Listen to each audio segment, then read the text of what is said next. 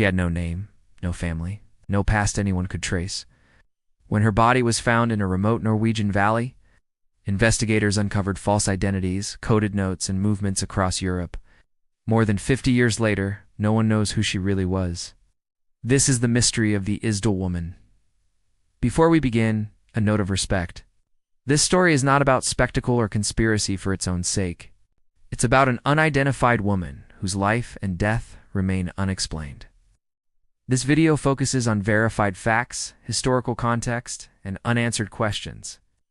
On November 29, 1970, a family hiking in Isdalen, a remote valley near Bergen, Norway, made a disturbing discovery. The valley was known locally as Death Valley, steep, foggy, and isolated. There, among rocks and trees, lay the burned body of a woman. She carried no identification. Her fingerprints had been intentionally removed. Nearby were personal items placed neatly, not scattered. From the very beginning, this case felt different. Police began searching for clues. What they found raised more questions than answers.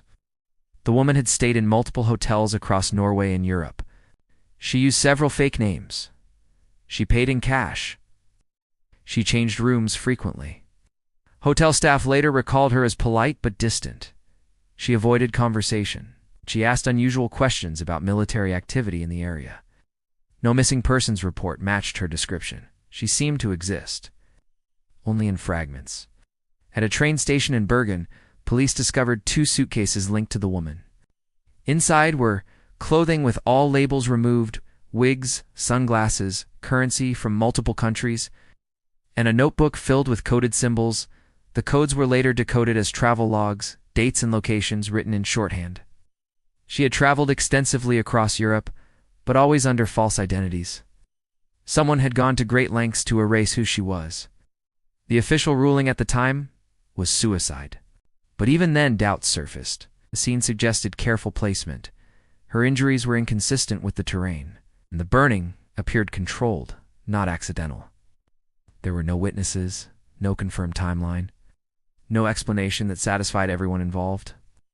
To this day, the exact circumstances of her death remain unclear. To understand this case, we must understand the time. 1970 was the height of the Cold War. Norway was a NATO country. Military testing was taking place near Bergen. Intelligence agencies were active across Europe. Some investigators believe the Isdal woman may have been involved in espionage, her movements, her questions, her precautions. But no government has ever confirmed this, and without a name. Theories remain just that. Decades later, advances in technology reopened the case.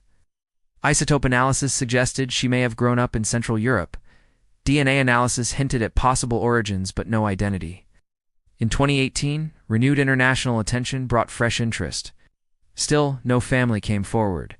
No definitive answers emerged. She remains officially unidentified. The Isdal woman's story endures because it challenges something fundamental. The idea that a person can live and die without a name. She was careful. She was intelligent. She was alone. Whether spy, traveler, or something else entirely, her humanity remains at the center of this mystery. She deserves to be remembered. If you have information related to this case, authorities still encourage you to come forward. Even decades later, answers matter. Thank you for watching Legends and Crimes. If you value long-form storytelling that treats real mysteries with care and respect, consider subscribing. And until next time, stay curious and stay safe.